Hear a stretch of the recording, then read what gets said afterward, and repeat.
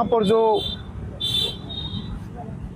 जो हम लोग सांकेतिक एक धरना का जो हम लोग पोस्टपोन किए हैं, इनसे अनुरोध किए हैं कि ये सस्पेंड, देश की सुरक्षा, देश का हमारे जो वीर सेना जो बॉर्डर में लड़ रहे हैं उनको ताकत देने के लिए हम लोग इस धरने को सस्पेंड कर रहे हैं। लेकिन वहाँ पेंडल बनी रहेगी, जैसे सिचुएशन नॉर्मल होगी फिर से हम लोग यहाँ पर बैठेंगे, ये हम लोगों ने उनको कहा है। भंते जी ने गया प्रशासन पर आरोप लगाए हैं कि आज जो मीटिंग हुई है उसके अंदर गया प्रशासन की ओर से बैठे अधिकारियों का जो व्यवहार था वो बौद्धों के, गुरुओं के, बौद्ध भंतों के लिए आपत्तिजनक था। उन्होंने उनको डराने की कोशिश की, ऐसा उन्होंने अपने बयान में कहा है। मैं पहले तो ये कहूंगा कि बौद्ध भिक्षुओं को थाने में जाने की क्या जरूरत हुई। प्रशासन आते यहाँ बात करते, थाने में बौद्ध भिक्षु गए क्यों, और बौद्ध भिक्षुओं के बाद 4 लोग गए ये किसी को नहीं पता जी। मैं आपको हकीकत बता दूं, ये सारी की सारी षड्यंत्र, ये सारी साजिश क्यों हुई। बीटीएमसी के पास आज से 2 साल पहले आकाश लामन और प्रज्ञाशील ने सदस्य बनने का ज्ञापन दिया। जब इनका ज्ञापन स्वीकार नहीं किया गया तो इनके मन में एक खुरापात पैदा हुई कि बीटीएमसी को डराया जाए, प्रशासन को डराया जाए, और डायरेक्ट ये भूख हड़ताल पे जाके बैठ गए। दुनिया में कभी सीधा भूख हड़ताल पे कोई नहीं बैठता। डराने के लिए, बौद्ध भिक्षुओं के साथ छल करने के लिए, उन्हें भूखा मारने के लिए आकाश लामन तो भूख हड़ताल नहीं करी, जो नेता उसने भूख हड़ताल नहीं करी, बौद्ध भिक्षुओं से भूख हड़ताल करवाई। और जब भूख हड़ताल हुई, आंदोलन वहां से जब 17 दिन में उठा, किसने उठवाया? प्रशासन ने नहीं उठवाया। ये आकाश लामा की चाल थी कि वहां से आंदोलन उठे क्योंकि इनकी बात होने लगी थी। ये बात का सिलसिला जारी होता रहा। और अभी 10 दिन पहले जब ये दिल्ली गए तो बड़ी खुशी मना रहे थे, 2 दिन में खुशखबरी आने वाली है। कौन सी खुशखबरी आने वाली थी? क्या आपने बताया खुशखबरी कौन सी है? किससे आपकी बात हुई है? किसने आपको कहा कि खुशखबरी मिलने वाली है? ये किसने कहा आपको? और आप यहाँ ढिंडोरा पीट रहे खुशखबरी आने वाली है। जब दिल्ली गए और दिल्ली जाने के बाद हमने खबर पहुंचवा दी कि आकाश लामा जिम्मेदार नहीं, केवल इसमें देश का हर बौद्ध भिक्षु जिम्मेदार है, देश का हर एक बौद्ध समाज जिम्मेदार है। उन्होंने कहा तो फिर आकाश लामा के नाम पे फैसला नहीं लेंगे। ये मुंह से अपना उतार के वापिस आए। अब इनके पास चांस क्या था कि इनकी वहां की जो सेटिंग है वो तो हुई नहीं, अब ये पैसों की सेटिंग करे। पैसों की सेकंड सेटिंग के लिए क्या करे? तो इन्होंने यहाँ लोगों को गुमराह करना शुरू कर दिया कि विनाचार्य बनते करुणाशील राहुल आंदोलन तोड़ना चाहते हैं। और इन्होंने 3 काम करना शुरू कर दिए। इग्नोर करना शुरू कर दिया, इंसल्ट करना शुरू कर दिया, और हमारे खिलाफ लोगों को भड़काना शुरू कर दिया। ये 3 काम कंटिन्यू करने लगे। आपने देखा, पूरे धरने ने देखा, मीडिया ने देखा, आंदोलन टूट ना जाए, समाज की भावना को हाथ पहुंच ना जाए, हमने चुपचाप अपने आप को अलग कर लिया। आपने देखा, आपने अलग कर लिया। बिल्कुल, जब हमने अलग कर लिया अपने आप को तो आपने देखा नतीजा क्या हुआ। 2 दिन में नतीजा क्या हुआ? 2 दिन में नतीजा क्या हुआ? नतीजा 2 दिन में क्या हुआ कि आज आकाश लामा ने मीडिया के सामने आके क्या कहा? क्या कहा कि हम धरना को पोस्टपोन कर रहे, स्थगित कर रहे, आंदोलन को स्थगित कर रहे। क्या ये बौद्ध भिक्षुओं को बलि चढ़ाना था? क्या देश के बौद्धों को बलि चढ़ाना था? क्या देश के लोगों की जो नाम पे जो करोड़ों रुपए लिएगा, क्या उसकी बलि चढ़ाना था? मैं आपसे कह सकता हूँ जिम्मेदार होने के नाते, आपने देखा मीडिया बंदों ने कि आज सुबह ही पूरे धरना स्थल को हमने पंडाल में तब्दील करने के लिए सामान गिरवाया था। हमें जिम्मेदारी थी कि देश भर से बौद्ध समाज आ रहा है, बौद्ध भिक्षु आ रहे हैं, उनके रुकने की, उनके खाने की व्यवस्था करनी है। आपने देखे साजिश करके प्रशासन के साथ मिलके धरने को उठाने की, धरने को स्थगित करने की साजिश रची गई, और जो लोगों की व्यवस्था के लिए टेंट लगाया जाता उसको उठाया गया। आपने देखा, पर हम जिम्मेदारी आज भी ले रहे कि 12 तारीख बुद्ध पूर्णिमा हमारे लिए गर्व का है, पर्व का है। वो उस पर्व को मनाएंगे, देश के साथ मनाएंगे। और रही बात हमें प्रशासन के साथ हम कोऑपरेट करेंगे, हम उनसे ये कोऑपरेट करेंगे कि वो हमारा साथ दे। हम बौद्ध है, अपनी पीड़ा को लेकर यहाँ बैठे हैं। 87 दिन हो गए हैं, हमें 3 दिन की मोहलत और दे। प्रशासन से कहेंगे, हम डीएम साहब से कल मिलने जा रहे हैं, हम 3 दिन की मोहलत मांगते हैं और 3 दिन की जिम्मेदारी हम लेते, लिखित जिम्मेदारी लेंगे कि कोई भी हानि नुकसान होता है हम जिम्मेदार है उसके। अगर बौद्ध समाज कोई नुकसान करता है, किसी संपत्ति को नुकसान पहुंचाता है, किसी पे आपत्तिकर भाषण देता है, कोई भड़काऊ भाषण देता है, उसकी जिम्मेदारी हम लेंगे, हमारा बौद्ध समाज की जिम्मेदारी लेंगे। पर हम 3 दिन की मोहलत मांगेंगे प्रशासन से, हमें बुद्ध पूर्णिमा शांति से मनाने दीजिए। ये बौद्धों की आस्था का और उनकी विश्वास का तो पर्व है, ये शांति से मन जाए। 13 तारीख को प्रशासन जैसा चाहेगा हम देश हित में करेंगे। वो चाहेगा कि धरना स्थगित हो, स्थगित तो नहीं होगा, पर हम चाहेंगे कि हमारा आंदोलन, हमारा धरना एक प्रतीकात्मक चलता रहे। चाहे 5 की संख्या में बैठा रहे, हम टेंट हटा देंगे पर 5 लोग हमारे बैठे रहेंगे कि हमारी आस्था है, हमारा विश्वास है। ये करोड़ों बुद्धिस्टों ने ये जो विश्वास पैदा करा है कि इस बार हम लोग बीटी एक्ट रद्द करा के जाएंगे, महाबोधि महाविहार मुक्त करा के जाएंगे, तो करा के जाएंगे, हर कीमत पर करा के जाएंगे। प्रशासन हम पर ज्यादा दबाव ना बनाए, हम पे हमारे साथ भी हमारा सहयोग करे कि हम प्रशासन का सहयोग करें। हम प्रशासन के साथ हैं, देश के साथ है, देश की सुरक्षा के साथ है, ये जिम्मेदारी हम लेते हैं। और मीडिया के बंदों से कहूंगा, देश के बौद्धों से कहूंगा कि आप पिछली बार आपके साथ दगा हुई, इस बार मैंने कई बार कहा था कि विनाचार्य बनते करुणाशील राहुल अगर साथ देते हैं तो सांस तक देते हैं, सांस निकल जाएगी, साथ नहीं छोड़ेंगे।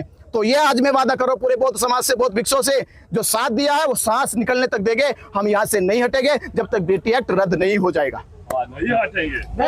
ये धरना स्थगित करने की बातें चल रही हैं, प्रशासन का दबाव है और यहाँ तक बात आ रही है कि टेंट को उखाड़ दिया जाए। देखिए, जिन परिस्थितियों का हवाला दे करके प्रशासन ने कहा है हम देश के साथ हैं, जो देश के हित में है हम उससे अलग नहीं है। लेकिन एक प्रश्न तो हम भी प्रशासन से पूछ सकते हैं, जब काल चक्र मैदान में लाखों लोग रुक सकते हैं तो यहाँ हजारों लोग क्यों नहीं? पहली बात तो। दूसरी बात, हम प्रशासन पर संदेह तो बाद में करेंगे, प्रशासन पर हमारा कोई संदेह नहीं। प्रशासन अपना काम करता है, सरकार अपना काम करती है। सरकार धरना उठवा भी सकती है, जबरदस्ती भी कर सकती है, वो सारी बातें अलग है। लेकिन हम एक बात पूछना चाहते हैं, आकाश लामा जी को ये निर्णय लेने का अधिकार किसने दिया? मैं आपके सामने बताना चाहता हूं, मैं 28 फरवरी को जब पहली बार धरना उठाया गया, 27 फरवरी को, तो 28 फरवरी को मैं बनते विनाचार्य जी हम सब आ गए थे।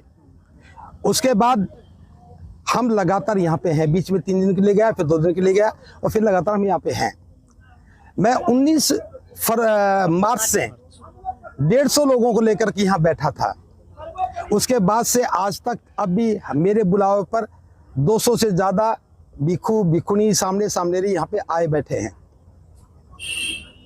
मेरे को शुरू से कहा गया था कि भंते जी आप सेंट्रल एक्शन कमेटी के मेंबर हो, और मैंने हर बार कहा अगर मैं मेंबर हूं तो मुझे कोई डॉक्यूमेंट तो दिखा दो, लेकिन दिखाया नहीं। बार बार कहते रहे, विनाचार्य जी ने दबाव दिया, हमने पूछने की कोशिश बार बार ये बात की। और एक बात और बताई कि 10 लोगों की सूची भेजी थी डीएम साहब को कि ये हमारे प्रेस के प्रवक्ता होंगे, ये जो कहेंगे उनकी बात अथॉरिटी होगी। तो मैं नहीं जानता कि मुझे आज की मीटिंग में क्यों नहीं बुलाया। आज की मीटिंग में मुझे दूर रखा गया, अंधेरे में रखा गया, नहीं बताया गया। लेकिन मैं उस कमेटी की हैसियत से बात कर रहा हूं। अगर मैं इस धरने का प्रवक्ता हूं तो मैं ये पूछने का हक रखता हूं, आकाश लामा जी ने इतना बड़ा निर्णय लिया और मेरे बोध गया में होते हुए भी मुझे शामिल क्यों नहीं किया गया? विनाचार्य जी यहाँ थे, इनको शामिल क्यों नहीं किया गया? और धरने को खत्म करने की परिस्थिति थी। हम देश के साथ हैं, पहले पूरे समाज से आह्वान करना चाहिए था, 2 दिन का समय लेकर के बात करनी चाहिए थी। यहाँ बैठे हुए सैकड़ों भिक्षुओं से पूछना चाहिए था। जब सबकी सहमति होती तो हो सकता कि हम और अन्य विकल्पों पर बात करते, लेकिन धरने की घोषणा, समाप्ति की घोषणा कर देना, ये हमें बिल्कुल भी मंजूर नहीं है। हम प्रशासन से कल बात करेंगे, हम डीएम साहब के पास जाएंगे, उनसे बात करेंगे भी कैसी परिस्थितियां हैं, क्या हमारे धरने से उठ जाने से ही परिस्थितियां ठीक हो जाएंगी? काल चक्र मैदान में लाखों लोग आएंगे, क्या वहां कोई अनहोनी नहीं हो सकती? हालांकि हम हर परिस्थिति में सरकार के साथ, मतलब इस प्रशासन के साथ सहयोग करने के लिए तैयार हैं, क्योंकि बुद्ध पूर्णिमा के उत्सव पर किसी प्रकार का कोई भी अनहोनी घटना नहीं घटनी चाहिए। हम इस बात के लिए प्रशासन के साथ हैं, लेकिन एक तरफा निर्णय नहीं होना चाहिए। प्रशासन बीएमटीसी जी को तो अनुमति दे करने की और हमें ना दे, ये गलत है और गलत है। दूसरी बात, आज मैं आप सबके माध्यम से ये बताना चाहता हूं, मैं पिछले 1 महीने से यहाँ किसी प्रेस कॉन्फ्रेंस का हिस्सा नहीं बना, क्योंकि लामा जी की बदनीयती हमें दूर करती थी।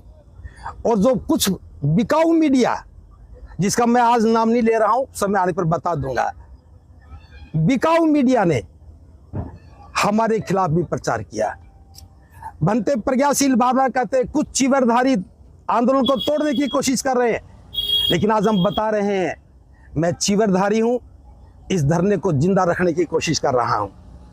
यह आरोप किसी पर ना लगे, धरना कमजोर ना हो जाए। मैं 2 दिन पहले धरने से बाहर चला गया था और मैंने कह दिया था कि मैं बुद्ध पूर्णिमा तक यहाँ नहीं आऊँगा, क्योंकि मेरे रहने से हो सकता है कि धरने को कोई नुकसान हो जाए।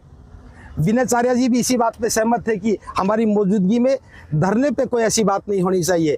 हम धरने के हित में चुप थे, क्योंकि लाखों लोग आ रहे हैं।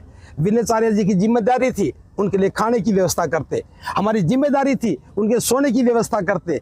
हम इस मैदान में और बड़ा टेंट लगा करके आने वाले लोगों के लिए सोने की, खाने की, रहने की व्यवस्था करना चाह रहे थे। यहाँ हमने 2000 ईंटें डलवाई, यहाँ टेंट का सामान डलवाया, हलवाई हमने बुक किया। लेकिन जब उन्होंने देखा कि इनकी सीमाओं से बाहर जा करके ये काम बड़ा हो रहा है, तो फिर प्रशासन से जाकर के मिल करके और चुपचाप इस धरने को खत्म करने का षड्यंत्र किया है। अगर कोई परिस्थिति थी, जब हम शुरू में धरना उजड़ा तो हम धरने को स्थायी करने के लिए यहाँ आए। जब दोबारा धरना कमजोर हुआ तो ताकत देने के लिए हम आए। और लेकिन जब आज धरना ताकतवर बन रहा था, पूरे देश का बोध गया में आकर के महाबोधि महाविहार के आंदोलन को मजबूती देने का काम कर रहा था, तो आकाश लामा ने अपना असली चेहरा दिखा दिया और बिक करके बता दिया कि वो धरना नहीं चलाना चाहते। हम एक बात भी कहते हैं, आकाश लामा जी की, बनते प्रज्ञाशील की कोई मजबूरी हो सकती है, वो धरना छोड़ सकते थे, हम उनसे मना नहीं कर रहे। वो छुट्टी लेके जा सकते थे, कुछ दिन के लिए यहाँ से विश्राम कर सकते थे। देश के सभी बुद्धिजीवियों को बुला करके, भिक्षुओं को बुला करके, सामाजिक संगठनों को बुला करके एक केंद्रीय कार्यकारिणी बना करके, संघर्ष समिति बना करके एक नेतृत्व, एक कमेटी को सौंप सकते थे, हम उसका सम्मान करते। लेकिन एक प्राइवेट लिमिटेड कंपनी की तरह से इस धरने का संचालन करके और हमें गुमराह करने का काम किया। खुद ही अपने अकाउंट को सीज करवा दिया ताकि कोई हिसाब की बात ना करे। मैं आज भी कहता हूं मैं हिसाब की बात नहीं कर रहा हूं, लेकिन धरना खत्म करने का फैसला करके समाज के साथ धोखा किया है, गद्दारी की है। बहुत उम्मीदें पार रखी है समाज ने कि पहली बार आंदोलन असफल हुआ, अब दोबारा हादसा नहीं होना चाहिए। और हम इस बात के लिए प्रतिबद्ध थे कि किसी भी सूरत में आंदोलन को बिकने नहीं देंगे। हम यहाँ पद और प्रतिष्ठा के लिए नहीं आए, हम अपनी आहुति देने के लिए आए थे। जीवन काल बहुत लंबा नहीं होता, हम जानते हैं। हमें अवसर मिला है महाबोधि महाविहार को मुक्त करने का, तो हमें मिल करके काम करना चाहिए। हम बिना किसी पद प्रतिष्ठा के, हम प्रतिष्ठा की दौड़ में नहीं है, पद की दौड़ में नहीं है, कमेटी में शामिल होने की दौड़ में नहीं थे, लेकिन आंदोलन चलना चाहिए था। तो आज मैं घोषणा कर रहा हूँ, अपनी तरफ से घोषणा कर रहा हूँ, विनयचार्य जी के सहयोग से घोषणा कर रहा हूँ, हमारे साथ बहुत बड़ा विशाल भिक्षु संघ खड़ा है, उसकी तरफ से घोषणा कर रहा हूँ, लामा जी के द्वारा लिए गए इस निर्णय का हम विरोध करते हैं और अस्वीकार करते हैं। बिल्कुल विरोध करते हैं।